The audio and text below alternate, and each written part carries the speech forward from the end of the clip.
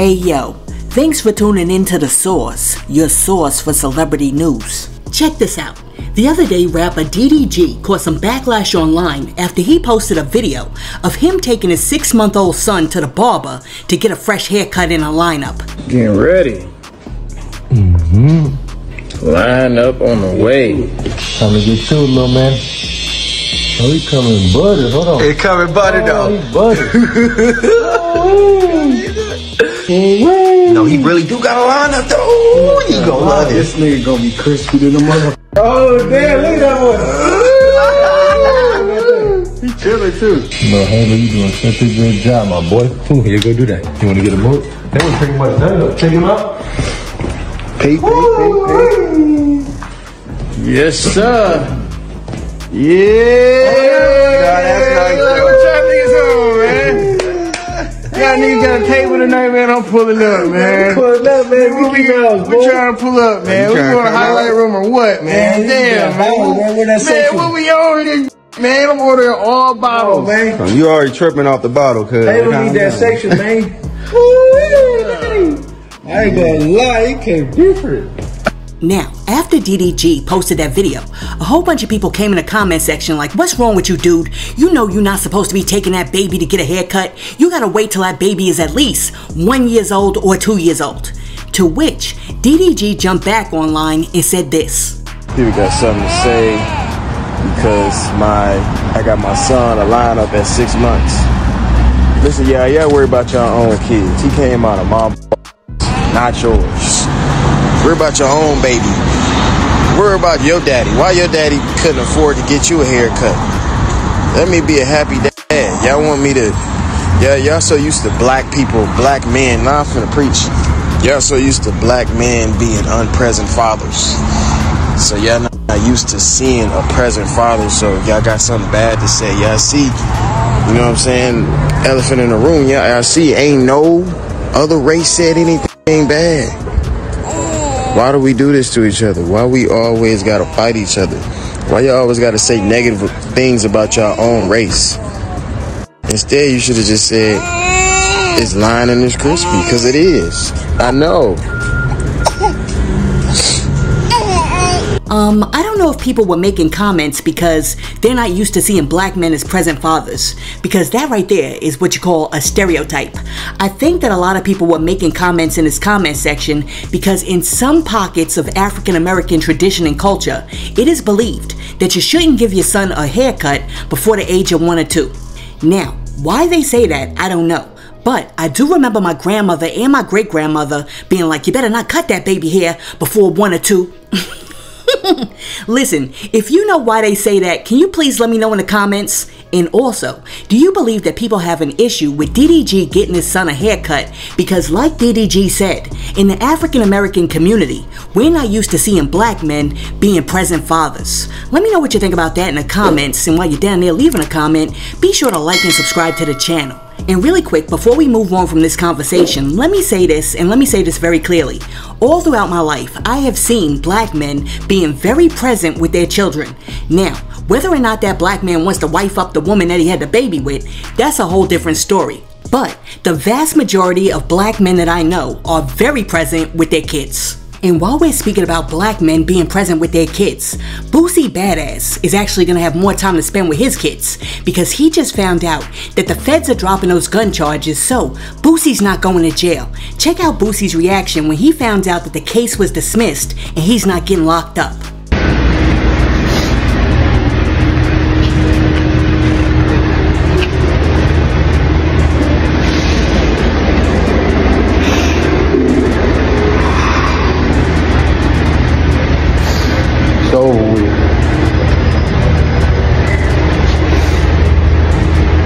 Good sucker hate man. Alright, so after Boosie posted that video, he also wrote, "Case dismissed. God, I just want to thank you. You never leave me. You make a way out of no way. You made me beat South Baton Rouge. You made me beat cancer. You made me beat death row. You made me beat gunshots. You made me beat fake cases. You forgave my sins. Hashtag trust in God. Every time it looked like it was impossible, you showed they ASS. To anyone in trouble, call on God. I don't care how bad it looks. He'll do it. He'll make a way out of no way. Shout out to my attorneys. We did it. Shout out to my prayer warriors and all my fans who said a prayer. To everyone who ished on me and said I was going to jail. To those who wanted me locked up in jail. And to those who did me wrong thinking I would be in jail. Joke's on you, bruh. F you. Listen, I'm happy that Boosie's not going to be locked up. But can somebody please tell Boosie that you might not want to praise God and then curse your enemies out in the same breath? You might not want to give them the middle finger right after you got finished praising God. Because I mean, real talk, the middle finger emoji and God really shouldn't be used in the same sentence. Anyhow, I'm happy for Boosie, but I hope that Boosie learns his lesson. Because as he said, God has spared him on several different occasions, but sometimes that favor runs out, especially when you keep making the same mistakes over and over again. So I'm saying, I hope Boosie learns his lesson and from now on, Boosie stays out of trouble. Now, as we know, one person who just doesn't know how to stay out of trouble is P. Diddy, because now we're learning that back in the day, P. Diddy threatened the editor of Vibe magazine and told her he was gonna murk her and throw her in the back of a trunk, all because she wouldn't let him preview the picture of him that she was getting ready to put on the cover of the magazine. So this is what happened. The other day, former editor of Vibe magazine, Danielle Smith, published an essay in the New York Times where she recalled a time when she had to work with Diddy. Smith says that she was profiling Diddy for the cover story of the December 1997, January 1998 issue of Vibe magazine, and Diddy turned the process into a nightmare. Danielle says that after interviewing him for the magazine, Diddy demanded to see the front cover photo of the issue, which went against Vibe's policy. However, when she politely explained the policy to P. Diddy, he turned to intimidation to try to force her to show him the photo. According to Danielle Smith, P. Diddy allegedly showed up at her office with an entourage of goons like he was getting ready to do something. But fortunately, her security was able to lead her to safety before a confrontation could ensue. Unfortunately, Diddy was not deterred and allegedly called her on the phone the next day and told her that if she didn't give him an advance copy of that magazine, she would be dead. Smith recalls specifically being told that she would end up dead in the trunk of a car if she didn't do as she was told. Smith says that after Diddy threatened her life, she demanded an apology, to which Diddy responded by saying, "Cuff you." Danielle Smith goes on to say that soon after that, the servers were stolen from the Vibe office, and she believes that Diddy's entourage was behind the server theft, but she also says that she doesn't have any evidence to prove it. Now, Danielle also says that a backup copy of the issue was stored, so she was able to publish the magazine originally as planned. Oh my goodness, you mean to tell me that this dude did an interview and during the interview he took a picture for like the cover of the magazine, and he's so vain that because he couldn't see the picture in advance, he threw a hissy fit and said that he was gonna murk this chick and throw her in the back of a trunk?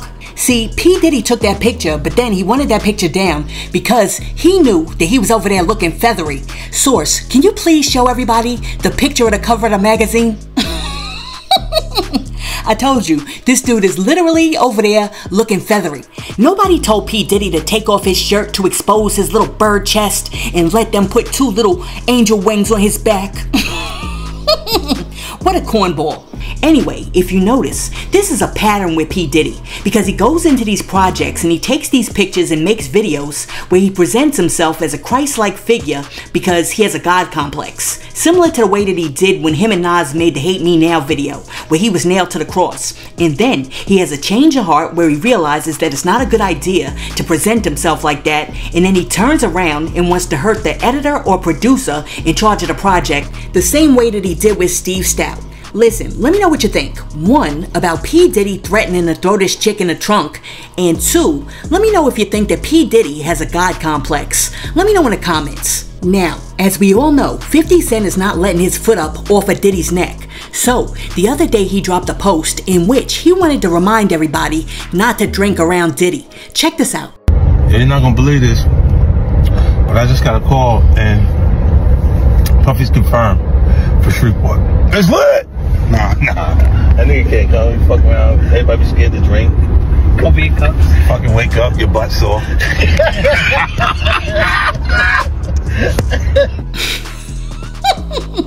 50 said, if you drink around Diddy, you gonna wake up with your backside sore. Now, check this out. it appears that Chris Brown is not impressed by a Brazilian man that's out here in these real streets and in these internet streets impersonating him. As a matter of fact, Chris Breezy is so annoyed with the imposter that he jumped in his comment section the other day and wrote, "It's lame as cuff impersonating me. You look like you missing a chromosome. Be you, ninja. You can never be me. So stop it before I slap the ish out of you." He told that man he looked like he missing a chromosome. Oh my goodness, Chris Brown is hilarious. Anyhow, Source, can you please put up some pictures of this dude so we can see if he really looks like Chris Brown?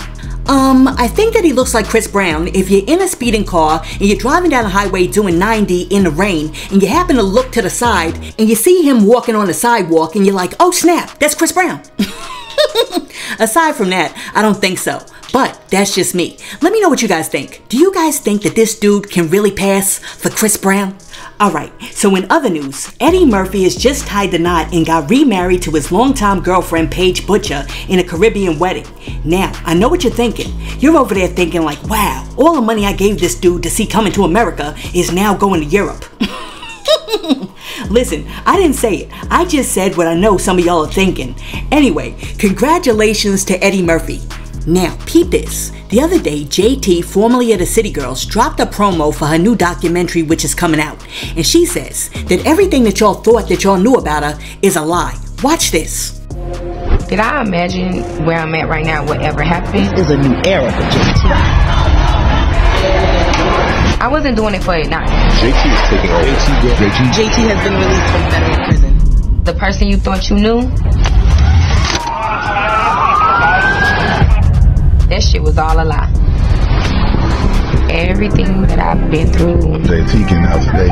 She want to record a song first day she get out. I just always Look inside the mirror, goddamn, I'm that bitch. overcome Gotta catch that look. every obstacle. Music has been up and down. And I just had hope bad. You know, I get a second chance at music. I'm pretty damn. Back on top of that. Let me hit the next one. This is a new chapter for me, and I really want to show the world why I am. This is what Harriet Tubman fought for. Harriet Tubman freed slaves from the Underground Railroad for me to be able to hustle like this today. I used to be down there, but now I'm rich, okay.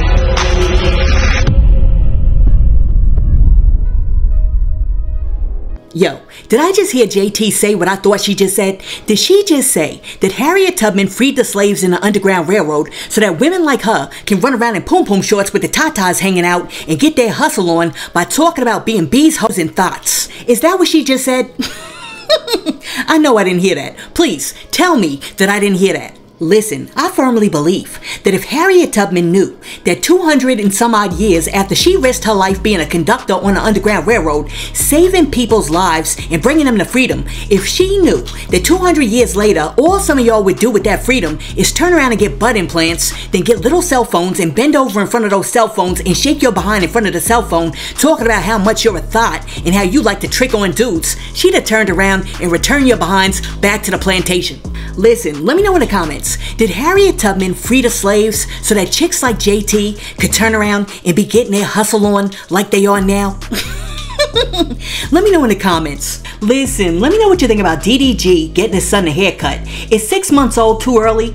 Also, let me know what you think about Boosie's charges getting dismissed, Diddy threatening the editor of Vibes Life over a photo shoot, 50 Cent reminded people not to drink around Diddy, Chris Brown saying that he's gonna put the smack down on his Brazilian impersonator, and JT saying that Harriet Tubman freed the slaves so that she could be out here getting her hustle on. Let me know what you think about all of that in the comments, and while you're down there leaving a comment, be sure to like and subscribe to the channel and share this video with your friends. Hey yo, thanks for tuning in to The Source, your source for celebrity news. Peace.